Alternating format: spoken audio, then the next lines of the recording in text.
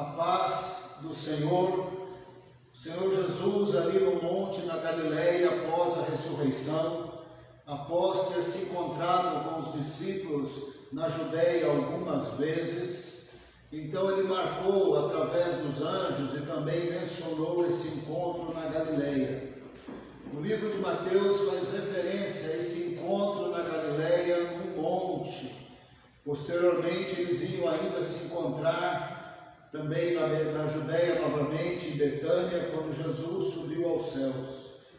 Mateus 28, 18 a 20, nós temos o texto mais famoso do Evangelho de Mateus. Quando Jesus está nesse monte na Galileia, ele aparece aos discípulos e ele diz no verso 18: foi-me dada toda a autoridade no céu e na terra. Evidentemente que o Senhor, o Trino Deus, Pai, Filho e Espírito Santo, é o Senhor sobre todas as coisas, é o Senhor sobre a sua criação, e o Senhor já era Senhor sobre todas as coisas. Mas o Senhor Jesus parece indicar que se o inimigo, se as trevas, tinham algum poder aqui na terra, porque o pecado entrou no mundo, e com o pecado teve maldições da parte de Deus. Agora ali na cruz o Senhor Jesus resolveu o problema do pecado. Nesse sentido, como diz o apóstolo Paulo sobre a obra de Jesus na cruz, ele triunfou sobre principados e potestades na cruz, porque na cruz ele resolveu o problema do pecado, que debaixo da soberania de Deus dava alguma autoridade ao inimigo aqui nas trevas. Ele ainda tem alguma autoridade aqui na terra, ele ainda vai levantar, por exemplo, o anticristo aqui nas trevas, nesse mundo de pecado amaldiçoado. Ele ainda trabalha por alguns propósitos de Deus, como está na Bíblia, então ele ainda está agindo, mas biblicamente falando, ele já está debaixo dos pés de Jesus. Tudo está debaixo dos pés do Senhor, que na cruz redime dos nossos pecados, até mesmo a criação de sua maldição. Nesse sentido da redenção que há em Cristo Jesus na cruz, ele disse: foi-me dada toda a autoridade no céu e na terra. Jesus, que já tinha toda a autoridade, agora ele está dizendo: toda a autoridade eu tenho, porque além do mais, derrotei o pecado, o diabo, a morte ali na cruz. Ressurreto, ele anunciou para os discípulos: toda a autoridade me foi dada no céu e na terra. Ele é Senhor sobre tudo. E porque ele é Senhor sobre tudo, o Senhor tem um calendário. Até as trevas estão agindo na terra a partir de um calendário que só Deus sabe, mas num dado momento o Senhor voltará em grande poder e glória, e a palavra do Senhor diz que ele voltará para ser juiz, e ele vai julgar vivos e mortos. Tendo dito que ele tem toda a autoridade no céu e na terra, e ele tem, e ele falou: vão e façam discípulos de todas as nações. Que tarefa difícil para a igreja, não é exclusivamente para uma pessoa. Desde o primeiro século, que o Evangelho vai se expandindo entre os povos da terra. Tem milhares e milhares de línguas na terra, e algumas dessas línguas são muito difíceis de serem aprendidas. Não é uma tarefa para uma pessoa, é uma tarefa para a igreja. A igreja de Jesus tem que se expandir na terra, em todas as línguas, em todos os povos, sendo discípulo e fazendo discípulos de Jesus. Essa é a tarefa da igreja em todos os povos, em todas as nações. Eu, você, sozinhos, não iremos aprender todas as línguas do mundo. Podemos aprender até 2, até 3 línguas e conseguir mantê-las. Que não basta estudar e esquecer, você tem que aprender a língua e continuar usando. Digamos que falamos 2, 3 línguas como adultos, vai mais ou menos normal. A partir daí começa a ficar muito complicado.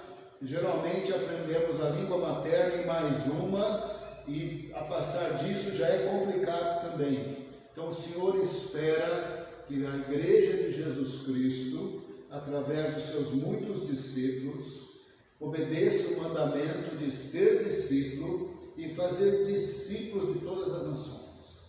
Quando a pessoa se converte, ele tem que ser batizado no nome do Pai, do Filho e do Espírito Santo.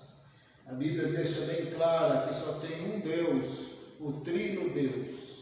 3 pessoas distintas, o Pai é o Pai, o Filho é o Filho, o Espírito Santo é o Espírito Santo. Eles podem conversar entre eles e decidir entre eles, mas eles têm unidade de forma de existência. Eles existem numa única natureza divina, compartilham os mesmos atributos divinos, como onipresença, onisciência, onipotência, eternidade.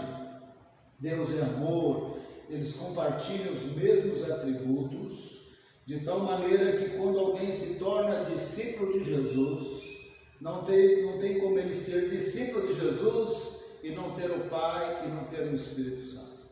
Quando ele se converte, ao receber Jesus, ele está recebendo o Trino Deus. Por isso ele tem que ser batizado em nome do Pai, do Filho e do Espírito Santo. Mas o que é ser um discípulo de Jesus na prática? Ouvimos o Evangelho, recebemos Jesus, temos perdão de pecados, nos tornamos templo do Espírito Santo, somos batizados em nome do Pai, do Filho e do Espírito Santo. Porém, temos que aprender a ser discípulos de Jesus. Não é automático. Você já deve ter ouvido falar de crente que fala palavrão. Isso não faz parte do ser discípulo de Jesus. O apóstolo Paulo falou que não pode sair da nossa boca palavras torpes. Você deve ter ouvido falar de discípulos de Jesus que estão nos vícios, e a palavra do Senhor condena vício. Pode ser embriaguez, pode ser cigarro, pode ser drogas, pode ser comer demais, pode ser alguma coisa que faz mal para a saúde. A palavra do Senhor condena vícios, porque nós somos templo do Espírito Santo. Para ser discípulo de Jesus, nós temos que aprender a ser discípulo de Jesus.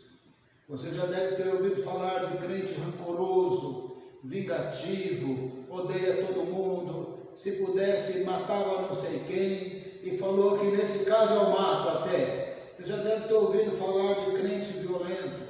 Isso não faz parte de ser discípulo de Jesus.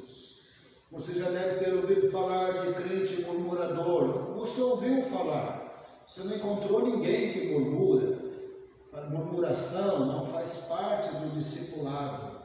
Por isso Jesus disse: façam discípulos, batizem em nome do Pai, do Filho e do Espírito Santo, ensinando-os a obedecer tudo o que lhes ordenei. Esse aprendizado, ensinando-os, tem a ver com a Bíblia, conhecer a Bíblia, os princípios da Bíblia, tem a ver com ser participante de um grupo de discipulado da igreja, quando pudermos aglomerar, tem a ver com frequentar uma igreja e ouvir bons sermões, tem a ver com ler a Bíblia e ter as suas dúvidas esclarecidas, ensinando-os a obedecer tudo o que lhes ordenei. Porque aí o crente vai aprender que ser viciado não faz parte do discipulado, falar palavrões não faz parte do discipulado, não pagar as contas não faz parte do discipulado, ser murmurador não faz parte do discipulado, ser encrenqueiro, contencioso, briguento, odioso não faz parte do discipulado. Nós aprendemos a ser discípulos de Jesus sendo ensinados. Eu sou pastor, e você olha para mim, para os demais pastores, está aí alguém que sabe tudo e faz tudo. Eu não me converti e já sabia tudo, eu nunca tinha lido a Bíblia. Eu fui aprendendo, eu li livros evangélicos, eu frequentei igrejas, eu fiz cursos, eu fui ensinado. Eu lembro até hoje a minha dificuldade de aprender a perdoar. É alguma coisa que na minha vida, eu diria que hoje eu sou maduro em perdoar rápido, abençoar rápido, mas a minha dificuldade de aprender a perdoar, a minha dificuldade de abençoar quem me maldiz. Jesus diz que é para abençoarmos quem nos maldiz, quem nos amaldiçoa. Eu achava difícil abençoar quem me amaldiçoava. Para aprender a ser discípulo de Jesus, eu fui ensinado. E Jesus termina dizendo: e eu estarei sempre com vocês até o fim dos tempos. Isso é real.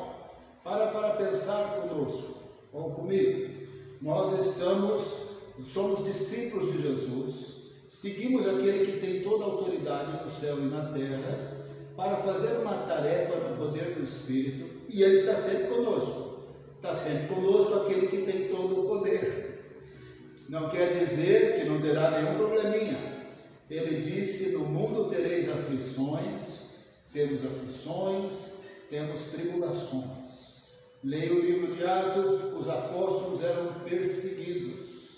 Leia as cartas de Paulo, eles eram perseguidos e caluniados.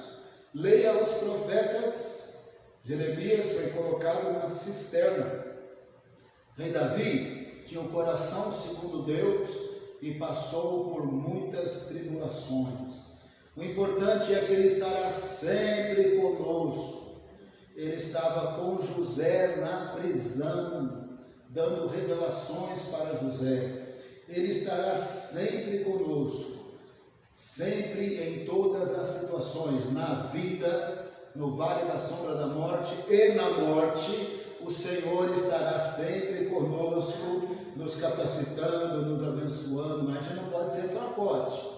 Eu achei que discípulo de Jesus não ia ter problema, só ia ter paz e alegria. Isso não é verdade. Tem paz e tem alegria do Senhor na tribulação.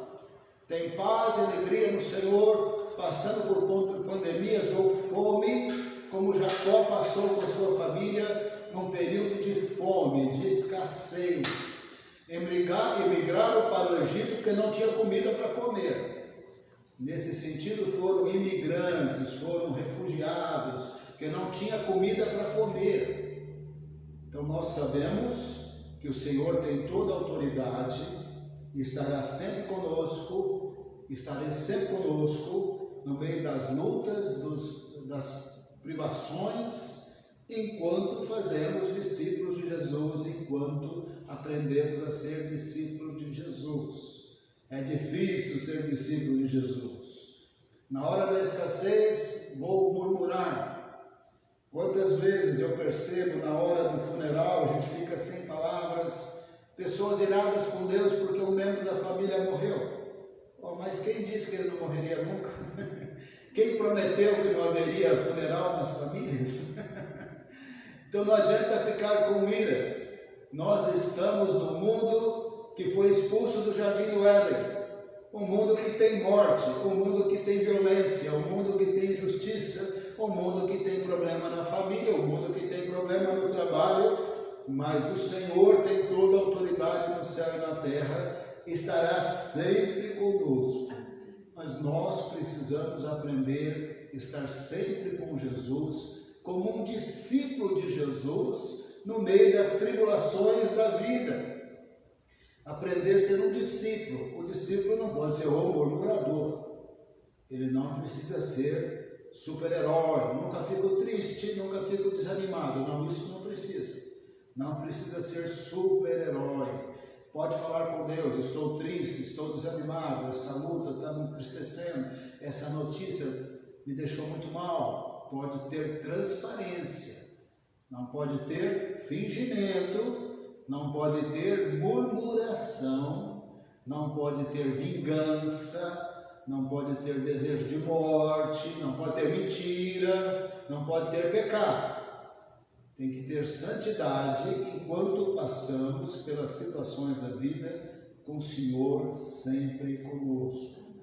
Basta ler a Bíblia, o Senhor estava com sua igreja, o Senhor estava com seus profetas, o Senhor estava com seus servos, do Israel antigo, temente a Deus. O Senhor estava até com servos dele de outras nações que se converteram ao Deus de Israel, como Caleb, por exemplo, que foi um conquistador, mas ele não era etnicamente da etnia de Israel, ele era quenezeu, ele se converteu. e foi os quenezeus até também eram descendentes de Abraão, mas não por Sara, mas ele não era de Israel, ele se converteu e andou com Deus. Então o Senhor estará sempre conosco. Nessa manhã eu quero orar para que nós sejamos discípulos de Jesus no meio das tribulações da vida, discípulos de Jesus sabendo que Ele está sempre conosco, e discípulos que queiram aprender a ser discípulos. Na palavra do Senhor não existe a Gabriela, eu nasci assim, você assim. Na palavra de Deus tem poder do Espírito Santo para transformar qualquer pessoa. Transformou o apóstolo Paulo, transformou Jacó, é uma história de transformação a vida de Jacó. Transformou Mateus, ele era cobrador de imposto corrupto, transformou Mateus, transformou tantas pessoas, o apóstolo Pedro. É um processo de transformação ser discípulo de Jesus, de tal maneira que nós pregamos a graça de Deus, o Evangelho de Jesus, sendo discípulos que geram discípulos, mas quando eles oram para nós, eles verão pessoas que estão sendo transformadas, não perfeitas, mas estão sendo transformadas, e nós podemos ter toda a confiança que esse processo de ser discípulo será um ótimo processo, porque Ele está sempre conosco e Ele tem todo o poder e autoridade. Ser discípulo de Jesus é ser discípulo de alguém que tem todo o poder e autoridade, e ser discípulo de alguém que batiza com o Espírito Santo, e ser discípulo de alguém que é onipresente. Não quero explicar Deus, mas de alguma forma, através da pessoa do Espírito Santo, Jesus está sempre conosco. Ele disse: se eu tiver 2 ou 3 reunidos em meu nome, eu estarei ali. Ele está aqui nesse momento, enquanto nós falamos, oramos e clamamos. É uma reunião, também é uma live, é aqui na igreja, mas também é uma live. Tem alguns pastores aqui, ela é presencial, mas ela é distante, mas Jesus não está limitado no tempo e no espaço. Onde tiver 2 ou 3 reunidos em meu nome, eu ali estarei. O Senhor Jesus está aqui, nós vamos falar com Ele. Aí onde você está, coloque-se na presença de Deus. É importante você também orar. Não é ser eu vou ouvir uma oração. Reunião de oração não é eu vou ouvir orações, aí eu farei uma oração. Não. Na reunião de oração a gente ora junto, a gente concorda, a gente clama junto, nós abrimos nosso coração. Reunião de oração é dinâmica, nós participamos orando nas orações dos outros, enquanto nós fazemos a nossa oração também. Não é passividade, não é preguiça, é participação na reunião de oração. Enquanto eu estiver orando, você ora também. Pai amado, eu quero te agradecer pelo Senhor Jesus. Eu quero te agradecer pelo teu amor. A palavra do Senhor diz que o Senhor amou e enviou o teu Filho.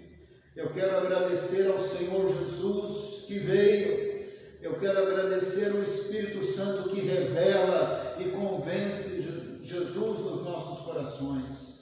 Eu quero te agradecer pelo perdão de pecados, pela vida eterna. Eu quero te agradecer porque nos tornamos templo do Espírito Santo. Eu quero te agradecer que nós somos discípulos acompanhados pelo nosso Senhor e o nosso Mestre. Ele tem toda a autoridade no céu e na terra e Ele está sempre conosco. Eu quero te agradecer que, em primeiro lugar, Ele não nos deu uma lista de tarefas para fazer. Nós temos tarefa para fazer, mas nós temos tarefa para fazer com Ele, junto com Ele. Estarei sempre convosco. Não é uma tarefa sozinhos, não é uma tarefa no nosso poder, é uma tarefa na presença dEle, pela presença dEle, no poder do Espírito Santo. Quando tudo que fazemos é uma tarefa sozinhos, aí o culto fica muito chato. Aí a pregação é duro de ouvir. Reunião de oração é morta e louvor é uma chatice. Quando nós operamos na solidão do nosso ser, nada acontece. Mas o Senhor disse: estarei sempre convosco. E o Senhor disse: toda autoridade me foi dada no céu e na terra. Essa é uma reunião de oração, digamos, simples. Temos poucas pessoas aqui, talvez mais alguns acompanhando, não temos certeza por causa do horário, mas ela é tão importante como qualquer outra reunião de oração. Ela é tão importante como qualquer outra vigília de oração, da meia-noite às 6 da manhã, porque o Senhor Jesus está aqui. Estarei sempre convosco. Toda autoridade me foi dada no céu e na terra. Façam discípulos de todas as nações, batiza-os em nome do Pai, do Filho e do Espírito Santo. Ensina-os a guardar tudo que eu tenho ordenado, e estarei sempre convosco. Essa foi a tarefa que o Senhor falou naquele monte na Galileia, e lá na Judéia o Senhor completou: não saiam de Jerusalém, nem comecem a tarefa, até que vocês sejam cheios do poder do Espírito Santo. Nessa manhã também nós oramos pelo poder do Espírito. É pelo poder do Espírito que nós sentimos a presença de Deus, a presença do Senhor. É pelo poder do Espírito que nós percebemos que Jesus está aqui agora. E nós damos toda a honra e toda a glória ao Senhor. A igreja é grande, ela está vazia, tem poucos obreiros aqui nesse momento, mas nós podemos dizer: o Senhor Jesus está aqui agora. A presença do Senhor está aqui agora. Conosco, com o Senhor, nós faremos proezas, evidentemente que nós faremos, porque Ele tem toda a autoridade no céu e na terra. Ele está presente aqui agora. Por isso, Pai, nós apresentamos os enfermos na presença do Senhor. Se nesse momento alguém está nos ouvindo com problema de enfermidade, recebemos a cura que há em Cristo Jesus. Recebemos cura física, cura emocional. Seu coração está tomado por tristeza e desânimo, recebemos a alegria do Senhor, a alegria do Espírito Santo. Pai amado, se a vida cristã está uma coisa meio arrastada, sem alegria, sem vontade, recebemos a abundância de Cristo no coração. Amém. Senhor amado, nós sabemos que a presença do Senhor, a abundância de vida do Senhor não se manifesta assim, sem mais nem menos. Se manifesta na vida de oração, se manifesta nos cultos, se manifesta nos períodos de louvor e adoração. Não se manifesta normalmente quando estamos na frente de uma televisão, ainda que iremos assistir às notícias. Não se manifesta normalmente quando estamos correndo para cá e para lá, fazendo compras. Se manifesta quando nós paramos para adorar, para glorificar, para nos relacionarmos com o Senhor. Aí a presença do Senhor se manifesta, a alegria do Senhor se manifesta. E nessa reunião de oração estamos reunidos em nome de Jesus. E aqui o Senhor está, a presença do Senhor está. E o Senhor diz, continua dizendo: façam discípulos.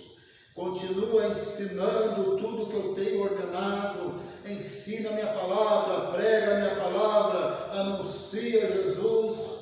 O Senhor está aqui conosco. Nós recebemos da presença do Senhor, do teu amor, da tua fidelidade. Recebemos milagres financeiros. Nós recebemos cura física para os enfermos. Nós recebemos emprego para os desempregados. Nós recebemos paz no lar. Quando Jesus é confessado como Senhor e Salvador, recebemos paz nos lares. Recebemos plenitude do Espírito Santo nos cultos da nossa igreja. Pai amado, nós recebemos o sobrenatural do Senhor nos cultos da nossa igreja. Nós perceberemos e nós saberemos de pessoas que ao entrarem na igreja sentirão a tua presença, a tua paz e receberão o toque curador de Jesus. porque é a presença do Senhor num lugar consagrado a Deus. Não é porque é a igreja do vale, não é isso, mas é porque Jesus disse: estarei sempre convosco. Nós recebemos o manifestar da tua glória, a cura de pessoas, a conversão de pessoas, libertação de vícios. Ou crentes que ainda estão fumando vão ser libertos do vício do cigarro. Crentes que estão ainda com o pé no alcoolismo, curados, libertos de alcoolismo, de tentações das drogas, porque o Senhor disse: toda autoridade me foi dada no céu e na terra. E o Senhor disse: estarei sempre convosco. Este foi o mandamento do Senhor, com a promessa do teu poder, com a promessa da tua presença, com a promessa do derramar do Espírito Santo sobre a igreja, que nós vemos no livro de Atos. E nós vemos que o livro de Atos, pelas palavras de Jesus, é normativo, não é para um século somente. Porque o Senhor disse: estarei sempre convosco. Então envolveu o segundo século, o terceiro século, todos os séculos, o 20º século e o 21º. O Senhor continua vivo, o Senhor continua com todo o poder, e o Senhor continua onipresente, e o Senhor continua aquele que batiza não só com água, mas com fogo. Então a vitalidade de Deus no livro de Atos conclui-se que é para todos os séculos, porque Jesus é para todos os séculos, porque a sua presença com a igreja é para todos os séculos, a sua autoridade sobre o céu e a terra é para todos os séculos. Com todo respeito, Senhor, as pessoas que pensam diferente, nós rejeitamos diante do Senhor toda a palavra que diz que os dons espirituais é só para o primeiro século. Digamos que a presença de Jesus com a igreja é só para o primeiro século. O seu poder, a sua autoridade é só para o primeiro século. Fazer discípulos de Jesus é só para o primeiro século. Fazer discípulos é para todos os séculos. O poder de Jesus e a sua presença é para todos os séculos. A sua capacidade de batizar com fogo, que no livro de Atos é igual ao batismo no Espírito Santo, que no livro de Atos é igual à promessa do Pai que é derramada, que no livro de Atos que é igual ser cheio do Espírito Santo. Nós recebemos no Senhor Jesus presente com a sua igreja, através do Espírito nós recebemos poder para sermos discípulos de Jesus, poder para vencer o pecado, poder, Senhor, para fazer discípulos, poder para pregar, poder para evangelizar, poder para orar, no meio das tribulações e da pandemia, e talvez do desemprego e das finanças que apertaram, recebemos poder e perseverança, porque Jesus disse: toda autoridade me foi dada no céu e na terra, ide, portanto, e fazei discípulos de todas as nações. Oramos, Senhor, no poderoso nome de Jesus. Amém.